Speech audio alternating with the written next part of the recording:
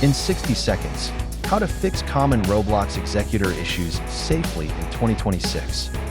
First, confirm you're using supported, up-to-date tools and official releases. Check version compatibility with Roblox client and your operating system. If antivirus flags the tool, review quarantine logs and report false positives to your vendor. Read exact Executor error messages and copy runtime logs before changing anything. If a third-party tool still fails, stop and migrate to official workflows or signed plugins. Update to the latest signed release from the vendor and verify digital signatures. Prefer Roblox Studio and vetted plugins. Avoid unsupported injectors that violate terms. Test with harmless scripts, for example, print "Hello World" to confirm execution works.